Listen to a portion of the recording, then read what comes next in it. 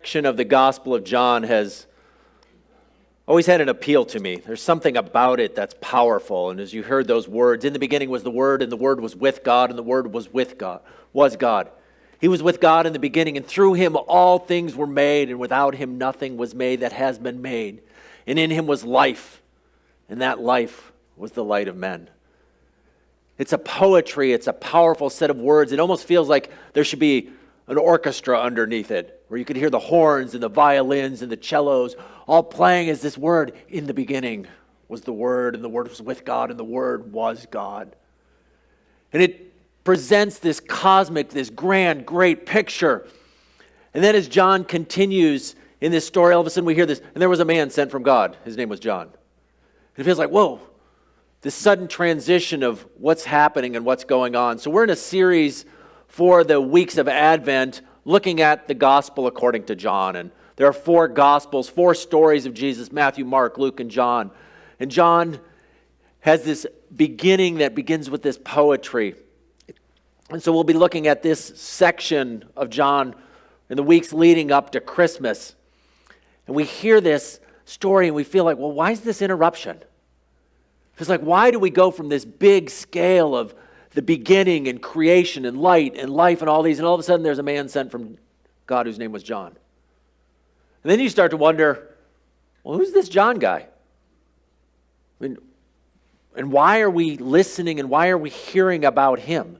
And what's the significance of what and who he was and everything that's going on? But we start with those opening sentences where there's this link to creation, where it says, in the beginning was the Word, and the Word was with God, and the Word was God. He was with God in the beginning. And so we have this cosmic story, and then we get that man who's introduced. And it says this about him. It says, there was a man sent from God whose name was John. He came as a witness to the light, to testify concerning that light, so that through him all men might believe. And so I want us to think a little bit about why John tells us about John. And there are 2 different Johns. In case you're wondering, you're thinking, wait, well, he's talking about himself. He's not talking about himself. There's a different John here. And so why is he talking about him, and what's the significance of it?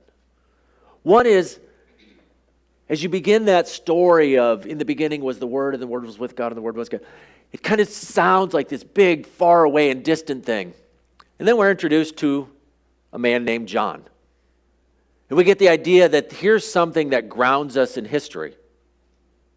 We might not be able to connect or relate to creation and the stars spinning into existence stuff, but we can connect with somebody else, with an individual, but with somebody named John. And it says that this man was sent from God. And so it begins with God's initiative, that God is still doing stuff. Even as God created, now God is sending this man into the world. And what's he send him to do? He says he came as a witness to testify, or kind of in a sense, he came as a witness to witness. And what's a witness? Just somebody who's seen something, right? We understand that. It's not a word that's unique to the Bible, as a witness who's just seen something happening. You witness an accident happening, and then when you're called to court, what do? You testify.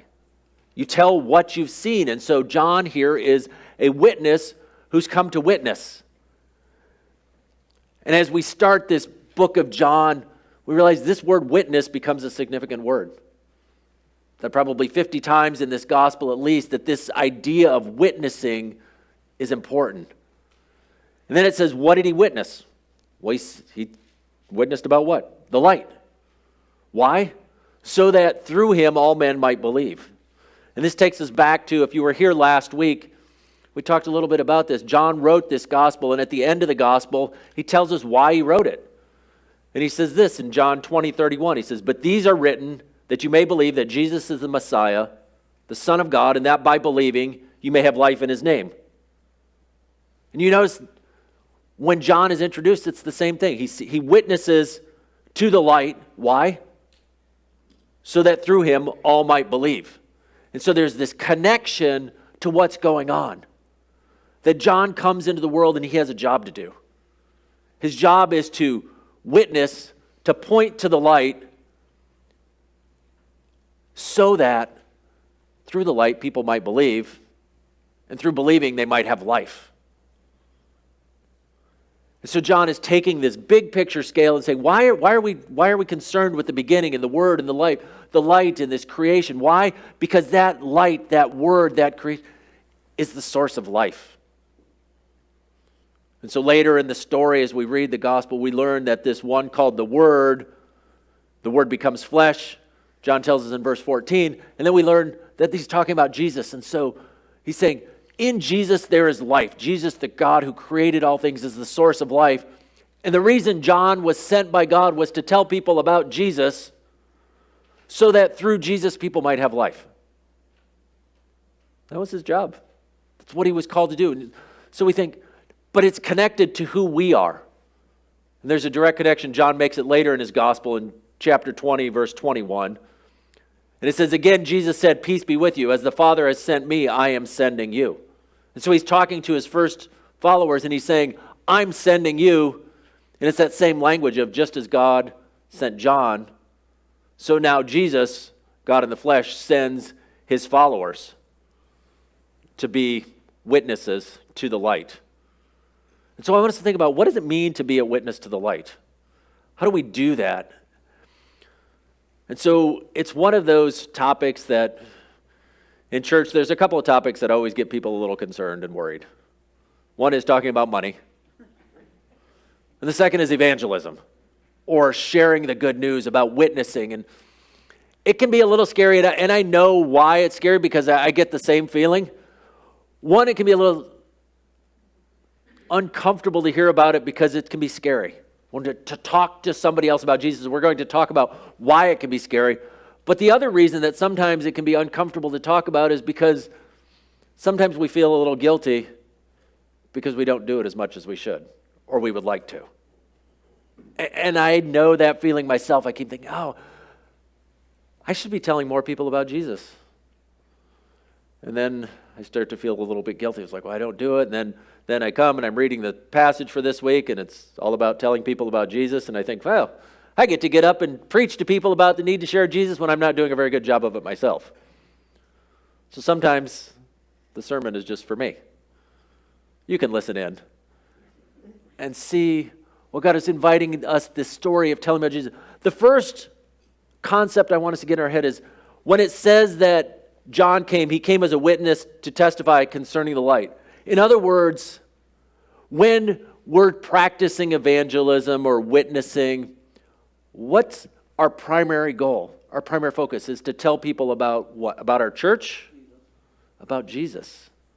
It's not to tell people about our church. It's not to tell people about how good we are. It's not even to tell people about the Bible. And sometimes we get that a little confused. We get confused and we get focused on, I'm inviting people to church. I'm telling people about my church and how wonderful the music is, and the pastor's not too bad either, and it's all these great things going on. Or I'm telling them about the Bible, and you really need to be reading your Bible. What I want us to remember is, when we are called to witness, when we are called to testify, the thing we are called to talk about is not a thing, it's a person. And the person is Jesus. And to share about who he is. And so it can begin with, what God has done with me and with us. Talking about how God has worked in our lives and through us. Maybe it's sharing about how you've known God. And I think sometimes these are the most powerful stories. Is to simply tell about how Jesus has made a difference in your life. Because people can't argue. People can argue with all kinds of things, can't they? And that's one of the other reasons we sometimes don't like to share about our faith, is because we know people will have objections, they'll have concerns, what if they ask me questions I don't understand? But you know your own story. You know how Jesus has made a difference in your own life. And people really can't argue with that. If you say, this is who I was, and as we read through it after Christmas, we're going to be looking through the Gospel of John. There are a number of stories of people who encounter Jesus and then they go and share about Jesus. And they don't get into big, long theological treatises and diatribes and explanations. They just say, I met this man, Jesus, and this is what he did for me. I met this man, Jesus, and this is how I'm different because of that. And so as we're witnessing or testifying to Jesus, part of it is to say, this is who I was, and now this is who I am. And it's because of Jesus. And we're always pointing back to Jesus saying, this is the work that Jesus has done in my life. Or we might not even talk about what Jesus has done in our lives as a person. Maybe it's how Jesus has worked in a family or in the church as a community. To say, this is what God has done. This is how Jesus has worked in the change. Now, that's just the start of a conversation. It's the beginning of a conversation. But what I found is people can't argue with that. Well, okay. Some people can argue with anything, right? But for the most part, if we simply tell our story and say, this is what Jesus has done, or this is how Jesus is helping me, and it may just simply be something thinking through, during this last year when things were so hard, this is how Jesus helped me.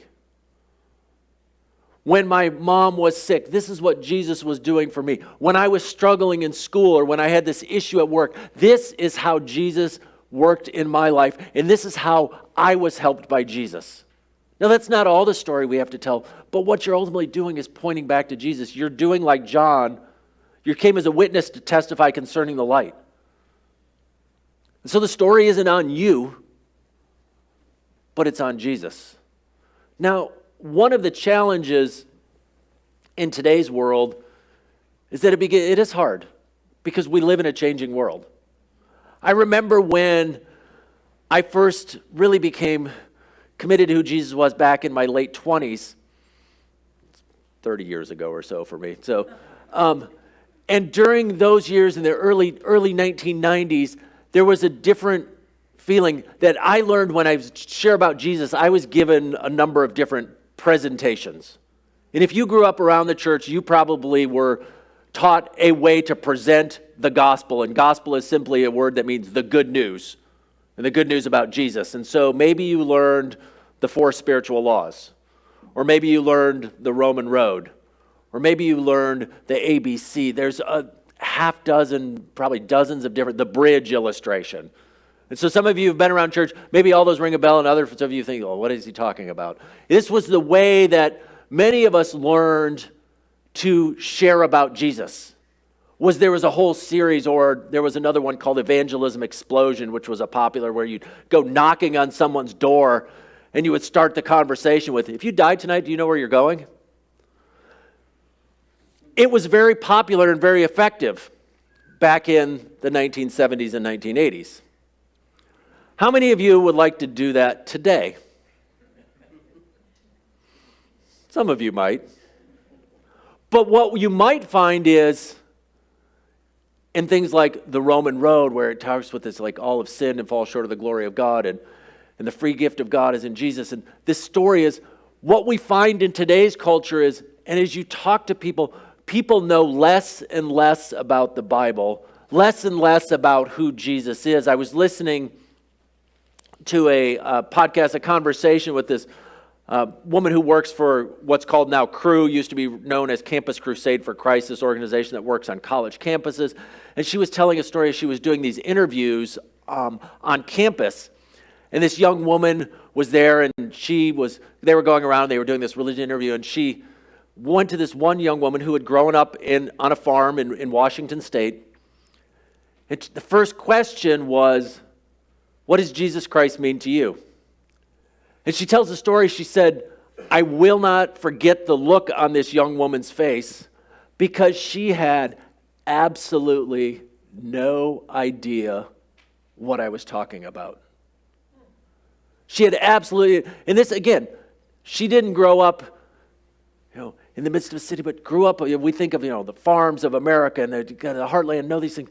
But she had never even heard the name Jesus. And so if we go to somebody and say, would you turn with me in your Bible to the book of John and we'll learn about who Jesus is, or let's go to the book of Romans, they might say, who's Romans? Or who's John? What do you, or maybe even say, well, what do I care about the Bible? I mean, I've got my book and you've got your book. And so there's a lot of challenges in today's society to begin to recognize that people come from many different places. So what I've found is that these older ways of communicating the gospel, of communicating the good news, don't work as well. Now, will they work sometimes? Absolutely. But what do we do in a society, in a culture? How do we witness testifying to Jesus? How do we talk about him in a world that knows less and less about Jesus? Or in a world in which there's more and more inclination to say, well, you've got your beliefs and I've got my beliefs. A world of what we call pluralism, where there's lots of different things. Or a world where people practice buffet religion, right? Where you just kind of pick and choose a little bit, and so you'll meet somebody and they're like, well, I like this thing and I like that, and I'll take a little bit from here and a little bit from here. And it's like a potluck. It's great because you don't have to eat just one thing. But it doesn't always work so well for religion because we say, well, I like this element of Hinduism and I like this element of New Age, and I got a little bit of Wicca here, and we'll top it off with a little bit of Jesus, and then I'll go over to the dessert table and I'll get a little bit of Hinduism. And so people have a tendency to kind of pick these things and to say, or I'm spiritual but not religious, all kinds of phrases and things. But it's a challenge to say, well, how do we begin to do it? And I think one of the keys is moving from presentation to conversation. To move from present. And that's hard because presentation is nice because you're done. You come in and you say, okay, you want to hear about Jesus? Here's my 4 points. 1, 2, 3, 4. Here's my drawing, and here's the little bridge, cross across the bridge, and you're to God. And okay, any questions? And you hope that in 10 or 15 minutes, you're all done. And that the people at the end, you say, okay, yes or no? Are you in or you're out? Witnessing, testifying, evangelizing in today's world takes a lot longer. And that's hard because there's this strange feeling where we're in a world where everything is getting faster and faster. I mean, if my computer takes more than 3 seconds to start, I'm like, what are you doing here? If my internet doesn't, if I don't click on a website and it pops up, I'm like, come on, what is going on here? How quickly I have forgotten, and some of you remember this, like the squeal of a modem. When you logged onto an internet, I remember the first one, I got my first computer, I was just so excited. Oh, there's this thing called the World Wide Web, and you'd start it up, and it was hooked to your phone line, and you'd turn it on, and some of you who are a bit younger, like, just look up a YouTube video or a TikTok about modems. And it was just a squealing noise, and like 5 minutes later, like the website would come up, and then you'd click on a page, and you'd go, and you'd fix your lunch, and you'd come back, and the next page would be up. And so we're in a world in which things are moving faster and faster and faster. But here it's going the exact opposite, that the presentation of Jesus isn't going faster and faster and faster. In fact, it's going slower and slower and slower. It takes a long time. It takes a series of conversations to begin to talk with someone and begin to get to know who they are and to hear those. And so we've talked here at Fruitland about this thing that our denomination, the Evangelical Covenant Church, uses called BLESS, which is just a helpful acronym to think about how we share Jesus with others. And so the word's bless, B-L-E-S-S. And so we're going to just review those a little bit and talk a little bit of. So first two are begin with prayer. And so we start by praying. Maybe the prayer is starting for ourselves. Like, God, help me out here. God, help me. Give me the words to say. Help me to know when not to talk. Because the next one is to listen. And this is perhaps one of the most critical of them all is the ability to listen. We're going to come back to that, but I'm going to finish up what they are. So then you eat together.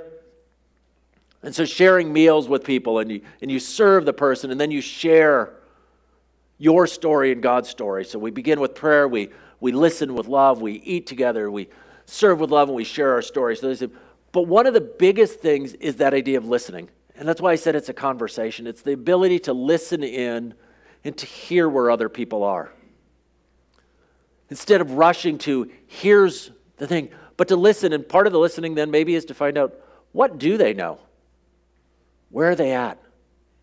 What's going on in their lives? And I think the challenge then often for some of us is and I know it is for me, when we hear something, for example, someone says, "Oh yeah, so you're one of those people, huh? The Christians, well, they are unkind, they're uncaring, they're homophobic, they hate immigrants," whatever the long list is of people. Or I've been to church before and I know what people are like there. My initial inclination oftentimes is to rush to the defense. To say, no, not everybody's like that. Or maybe to say, I got a great YouTube video you should watch. But instead, maybe the next step is just to simply begin with our magic words and say, tell me more. To listen to that story, to see where they're coming from, to understand what they're doing. And so if the person's sitting there and they're talking about, they're saying, well, I've been having this struggle in life, and my mother-in-law, she's been sharing with me about New Age and how that can be helpful and stuff. Instead of rushing, say, oh, no, you don't want to do that New Age stuff. That's dangerous. That relates to Gnosticism, which is an early first century heresy. And whoa, stop for a minute. Maybe instead what we're going to do is to say, oh, well, tell me more about how that's helped you. That's not what I want to do. I want to tell them why they're wrong, about why Jesus is the better way. And we're going to get there, but we just need to be willing to be patient and take a little longer to get there. So maybe it's saying, well, tell me more about why you think that about Jesus, or why you think that about Allah, or tell me why you think that about the church. And then simply begin to enter into their story, because that's where you're getting a sense of who they are. And maybe it's beginning then, in some sense, the opportunity to begin to bring them back to Jesus and to point them to Jesus. So when they may say, yeah, I don't like the church much because it's full of hypocrites. Anybody ever heard that? And you can say, oh, you're right. And Jesus had a lot to say about hypocrites. Because if we read our Bible, he did talk about a hypocrite. In fact, God has a whole series. God doesn't like false religion and practicing and showmanship either. And so maybe that's the beginning of the conversation, to say, oh, yeah, I know, I don't care much for hypocrites either. And Jesus didn't care much for them. Maybe we talk about, what did Jesus say about being a hypocrite? And that might be one way you begin to enter in the conversation. And we may get pushback when you begin to talk about Jesus. John got pushback. People started asking him all kinds of questions. And if you read the rest of the chapter, they're like, well, who are you? And are you Elijah prophet? He's like, I'm not that. Are you the prophet? No, I'm not that. Who are you? And so sometimes we get all kinds of pushback on that. But what John does is he continues to point back and turn back to say, what I really want to talk about is Jesus. Again, the story, the road to get there can be long. And that's the hard part. And it also assumes that we know the story. Because what I want us to hear today is that sometimes we think, oh, I just need to talk about Jesus. I don't need to know. We need to know those things. We need to know what our Bibles say. I remember when Christine and I were serving at a church in Texas, and we had been visited by some missionaries from the Latter-day Saints, Mormon missionaries. The two young guys come knocking at our door with the white dress shirts and ties on and their little name tags, and they're telling us about what they believe. And so we had these conversations with them, and I didn't know a whole lot about Mormonism. I didn't know a whole lot about the Church of Jesus Christ of Latter-day Saints. And so I was listening to their story, and so I started learning more about who they were and the things they believe and the differences between them and the Bible. And we decided to do a class at our church, the church we were serving, and to learn about Mormonism. And so we had some videos, and we were talking about those things.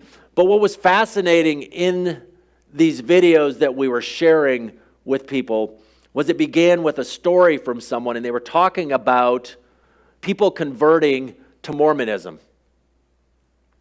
And this video, as they were sharing, they said the biggest source of conversions, or when they looked across all the people who had converted to Mormonism from these missionary visits, the largest percentage of people who came from any one group were, in this case, a particular denomination, the Southern Baptists. But think about that for a minute. To say that The Mormons weren't converting people who didn't know anything. The Mormons weren't just finding strangers who didn't have a religion. What they were finding was Christians who were converting.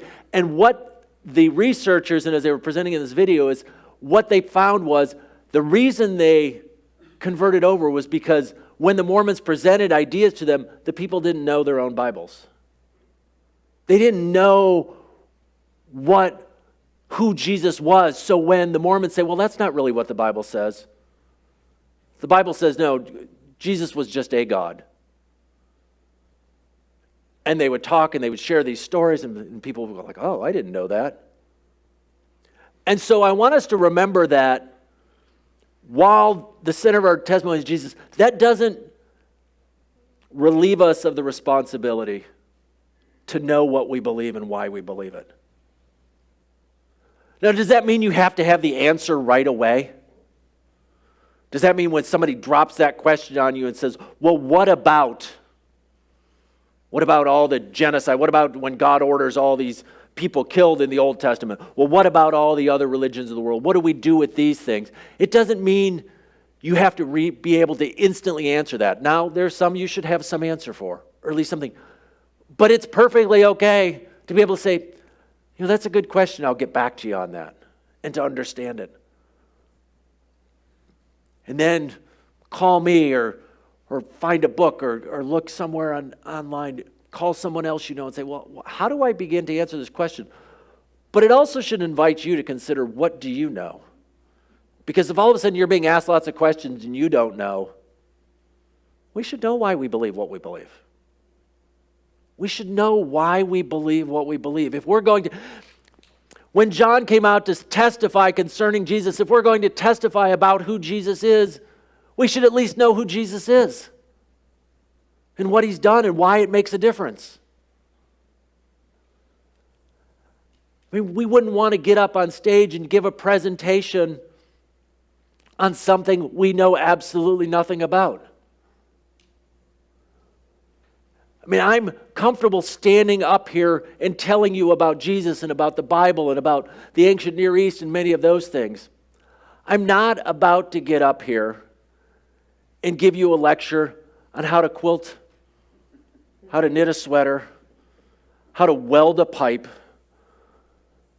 how to cut down a tree, at least not safely, because I don't know about those things. But if I were going to do a presentation, if I were be asked to give a presentation and to share about one of those things, what would be the first thing I would do? I'd research and I'd learn about it so that I could present and accurately present and be able to answer questions. So if we're going to be called to testify, and we are called to testify and share about Jesus, we ought to know about Jesus. We ought to know him personally. We ought to be able to answer some of those questions, which means we need to spend some time reading our Bibles. And if nothing else, just spend some time. If you say, I try. Read these 4 stories, Matthew, Mark, Luke, John, these Gospels, these good news of Jesus. And if you have trouble reading, there are different translations if maybe you struggle with the translation. If your eyes aren't working so well, there are audio versions out there. I think we even have some cassette tapes in the church library. There's cassette tapes. There's CDs, there's MP3s, there's all kinds of different ways. You saw some of the Derby family up here. They just pulled out their phones. These things that so many of us have. There is an incredible app called the YouVersion, which is created by a covenant church down in Oklahoma, which is just loaded with nearly every translation of the Bible. The great thing about it, my favorite word, free. It's absolutely free, full of multiple translation with reading plans with these. And the other great thing is there's a little button on there you can press and you can just listen to it. If you got that little screen, you're like, I can't read these words. You just listen to it, or you can put it and you can sit and you can listen to those words. And I found even that there is a difference between reading and listening sometimes. That a passage I've read numerous times I can listen to and I hear something different. But brings us back to, we need to know who Jesus is, but we're called, like John, to testify concerning the light. To testify to Jesus, which means, let's begin with knowing who Jesus is, but then share with people who he is. Share with them what he's done. But be willing to have a conversation. So as we get ready for communion, we're going to begin our time in preparation for communion with a time of prayer. And remember, if we go back to those 5 letters, BLESS, begins with prayer. And so what I'd like you to do, we're going to take a moment of silence. And what I'd like you to do in that moment of silence is just think about one person in your life who you want to see know Jesus. And ask God to help you. Begin to pray for that person. And then ask God to help you commit to having conversations with that person. Not just sliding a gospel presentation under the door. Say, well, here's how you know Jesus. But to have a conversation, to hear what's going on in their lives and to see where Jesus might be already at work. Because this is the amazing thing. God gets there before you do. God has already been and already knows more about this person than you will ever know.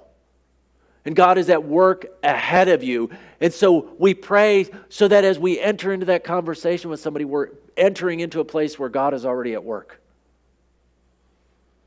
Now, it might happen on that first conversation where they're like, hey, I want to know more about Jesus.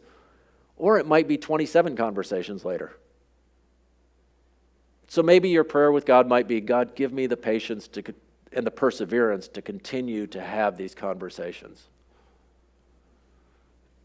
Because we do like to just get it done. And part of it isn't just our mentality of the hurry-up society. Part of it is because when we know Jesus and the joy and the hope and the peace that he brings, we want others to have it. And so sometimes we can see somebody who's like, I want you to have this now. But we also need to be patient. And so hold those two things in tension. That excitement, that passion to say, I want you to know Jesus and to experience the light. But also that tension of saying it might take a little while. Because depending on you, you may have your story or somebody else you may know, it's taken a while. So we're going to begin our preparation for communion with a time of prayer. And during that time of prayer, consider how we can testify about the light. Consider how God might be at work in you and what person it is that you might be a John to.